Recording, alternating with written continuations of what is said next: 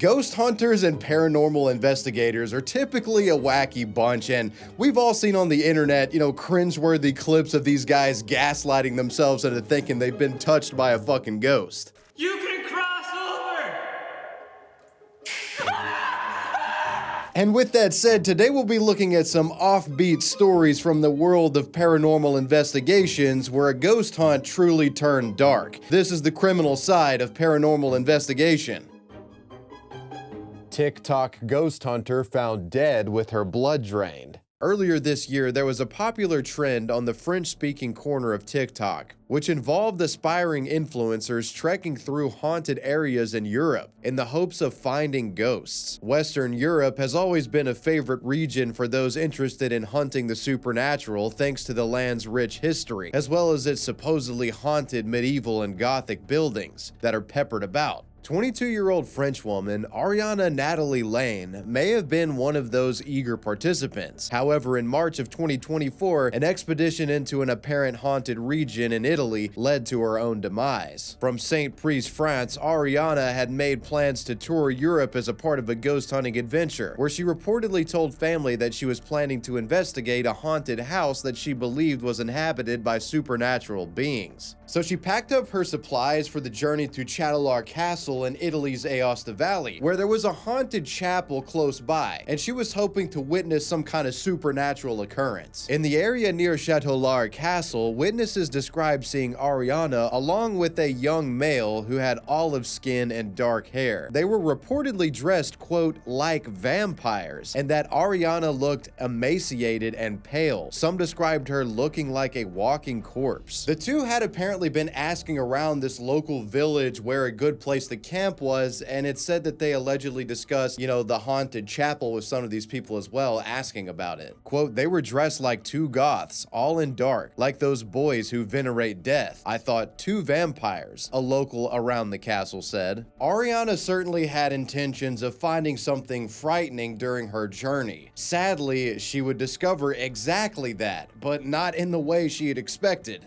On April 5th of 2024, a hiker would come across Ariana's decomposed body in an abandoned chapel. Something else that was disturbingly discovered when authorities arrived is that the woman's body had been drained of all of her blood. At the scene, authorities noted that the French woman's death was quite violent. Yet curiously, there wasn't any overt sign of a struggle with an assailant. It's almost as if she had allowed herself to be killed. The medical examiner described that the victim had been stabbed with a camping knife before bleeding to death. She was also shot 3 times, twice in the neck and once in the abdomen. However, it's believed that these wounds may have been inflicted after she had died. Police described the sheer amount of blood at the ghastly scene and how it had been spattered about across the floor. Along with the body, investigators also found a package of pink marshmallows amongst a few other store-bought items that were purchased at the local market. Later, police would determine that the killing took place sometime between March 26th and March 27th of 2024. So what was this? Well, the internet theorized that this was related to the haunted church she had been investigating.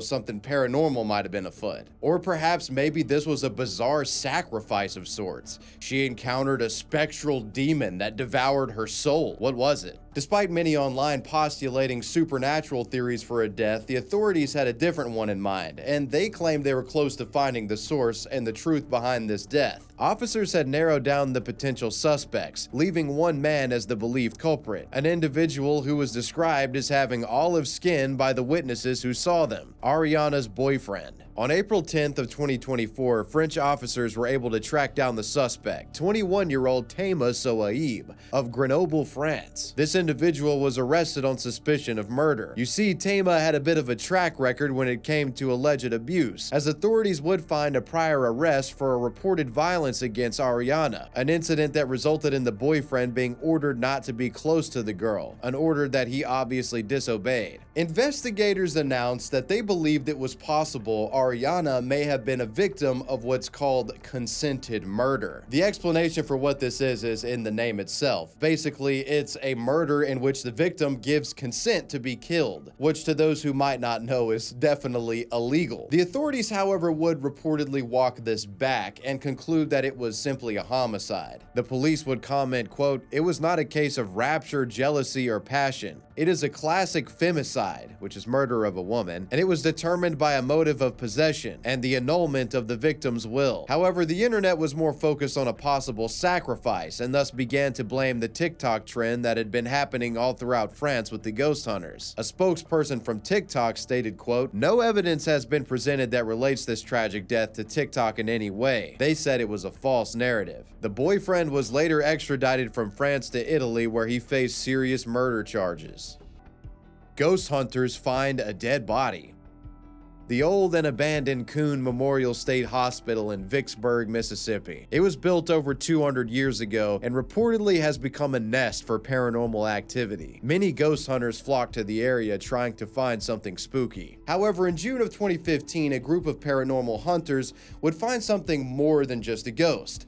They would find a murder victim. On June 28, 2015, ghost hunters investigating the hospital came across a trail of blood that led them out to the wood line surrounding the building. It would be here, behind the hospital, where these paranormal aficionados discovered a dead body. Upon this discovery, and despite them trespassing, they immediately called the police to report it, as one should. When authorities came upon the scene, they found that the body had suffered from a head injury. They then began looking into who this person was in an attempt to figure out what had actually happened. Officers continued their investigation, all the while not realizing they already had the culprit of this individual killing in custody. Hours before the body would be found, officers stopped a vehicle for a routine traffic stop for reckless driving. 33-year-old Raphael McLeod and his 20-year-old nephew were found inside, and it wouldn't take long for investigators to discover that the vehicle had been stolen. Raphael was found to be in possession of a stolen firearm as well. Later, it would be discovered that the stolen vehicle belonged to a woman named Sharon Wilson, a 69-year-old Vicksburg resident.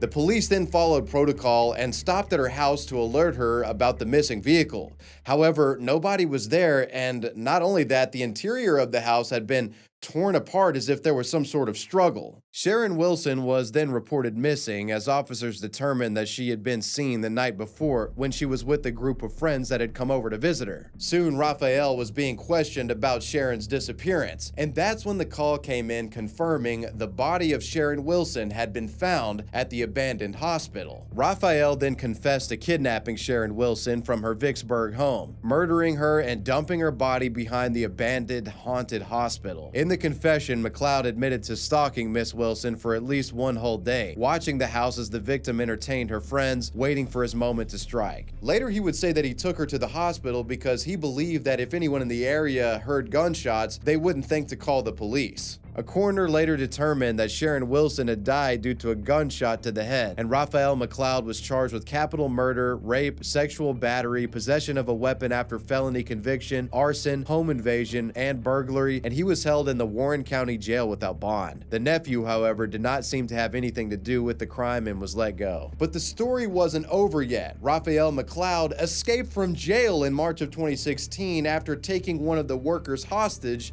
using a makeshift weapon. It's believed while he was on the run, he had hidden himself inside the Coon Memorial Hospital. 8 days later, Raphael forced himself into a home and kidnapped a family. There was a long struggle that involved Raphael holding the family, a mother and father and child at knife point. The family attempted to make 2 911 calls, but neither got through to dispatch. All it would have taken was one call due to the 8-day manhunt that had been going on throughout the area. Yet the family did not seem to have any luck. During a struggle between the father and Raphael, the convict stabbed the man. And then later, after becoming irate due to the family dog pooping on the floor, Raphael commanded the mother go to the bathroom and find some cleaning supplies. The mother saw her opportunity and made her way to where the family had a gun hidden. She then came downstairs, subsequently shot Raphael, then handed the gun to her husband, who fired a few more rounds. The family later flagged down a vehicle and reported the crime to authorities. Raphael McLeod was dead. After all of this, the tragic murder of Sharon Wilson led the town's board to accelerate its efforts in acquiring the former state hospital property with the goal of demolishing the building in the hopes of preventing crime occurring in the area again. They wanted to build a prison over it. Over the last few years, the case of Sharon Wilson has received a lot of public attention. A book has been published inspired by the crime, and a documentary about Raphael McLeod has been screened as well in the town of Vicksburg. While it's certainly tragic that Sharon passed away, good on the ghost hunters for reporting the crime and solving what could have become a cold case. The methed-out paranormal detective.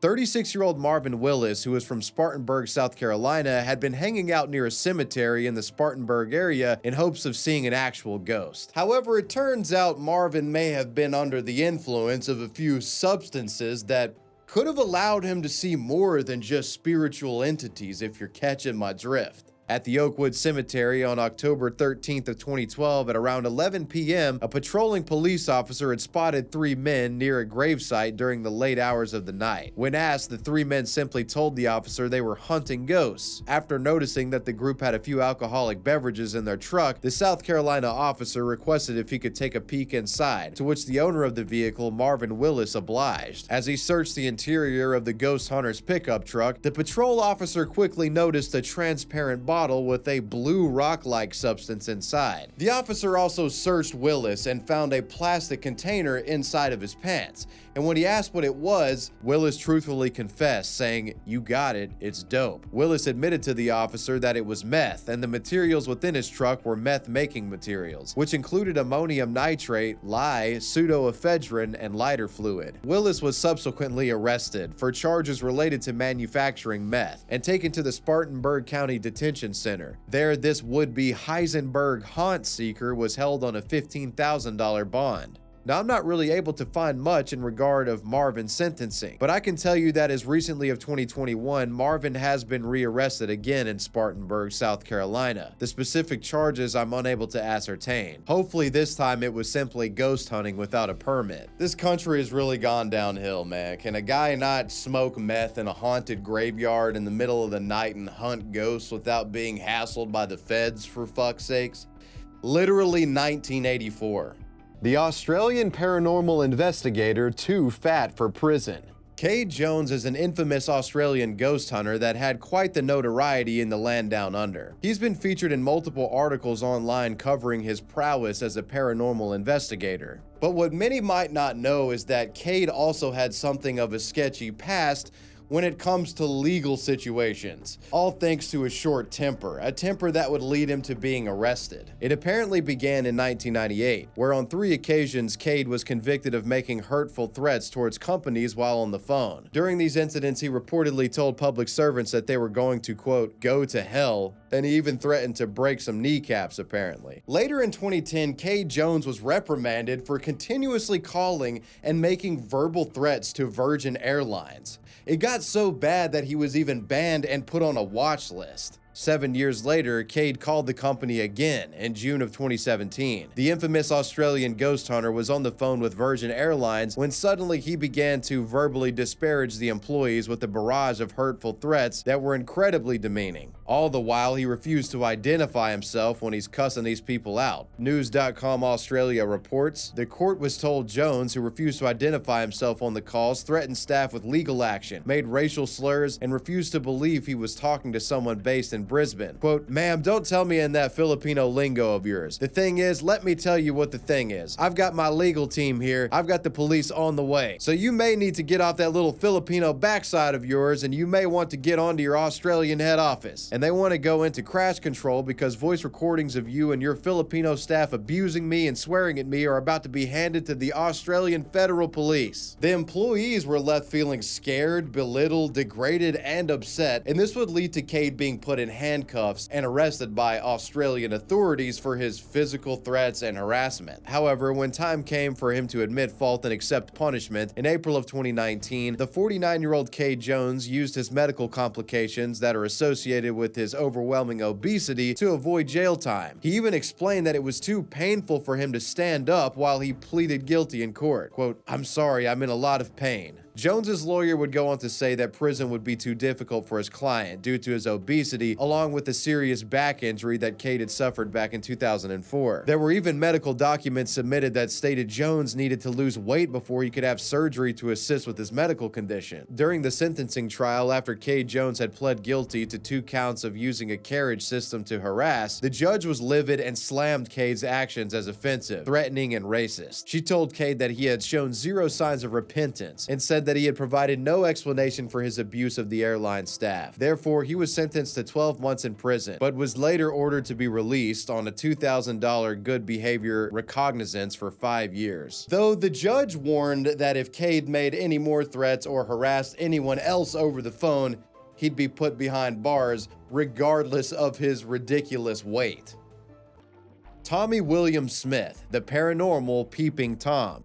In 2014, Tommy William Smith Jr., a computer programmer from Manford, Oklahoma, had been living alongside a roommate and his children for about a year. Everything seemed innocuous at first, but things started to get creepy as this roommate would come to find out that Mr. Smith had been secretly recording his entire family, including his teenage children. For at least an entire year, Mr. Smith had been using webcams to record his roommate's 3 teenage children while they were showering, going as far as to scratch off a small portion of the bathroom mirror and replace it with a reflective window tint so he could better hide his surveillance cameras, cutting a hole between the bathroom and his own room and putting the camera inside. Quote, this guy went to great lengths to disguise the camera and great lengths to disguise the power cord and even the power cord that went to his computer, the police chief said. Had you looked at the wall on the other side, you'd have no knowledge there's a camera inside the wall that's being powered by a power supply that's inside the wall. The roommate only discovered that he and his family were being exploited when about a year later, Smith had moved out of the house, and the house was in the process of being sold. You see, Smith actually left his equipment hidden there, thinking it would never be found. However, somehow Mr. Smith had been made aware that his devices had been uncovered. Deciding to get ahead of things, Smith immediately called the detectives and told them his side of the story. That story being that these cameras were placed there in the hopes of patrolling and finding any sort of paranormal activity in the house. 10 minutes after Mr. Smith's call, the roommate would also call to alert the authorities. The funniest part about this case is that it wasn't even on the detectives' radar until Tommy called it in, and they were able to put 2 and 2 together. When detectives had Tommy Smith come in, they were not convinced by his alleged ghost hunting hobby. Ghost hunting, not buying it. That's why we continued the investigation, the chief said. When he started telling his story, it was more like he was bragging about what he had done and what he had seen, so we allowed him to continue his story. Ghost hunter or not, police had some pretty damning evidence against this guy being a peeping Tom, and they also found some circumstantial evidence that suggested he had been reaching out to his roommate's daughters on Facebook, with one communication from him allegedly suggesting to the teen that she should get a job in webcam posting in the future, whatever that's supposed to mean. Thereupon, Mr. Smith would be arrested on 4 charges of peeping Tom, with photographic equipment along with 2 charges of lewd molestation. Female ghost hunter tricked by security guard. In 2014, 44-year-old Dizir Nahimana of Ladywood, Birmingham, worked as a security guard at the Guildhall in Birmingham, England, where he had claimed to have witnessed seeing ghosts on several occasions while patrolling the office block at the Birmingham City Centre on Navigation Street. On June 23, 2014, one woman who was curious about these sightings met with Dizir, where he promised to aid her in ghost hunting. She then followed the man up to the 4th floor, which had been deserted for years. Unfortunately, there were no ghosts. You see, Mr. Nahimana had been lying this entire time in order to get the woman alone.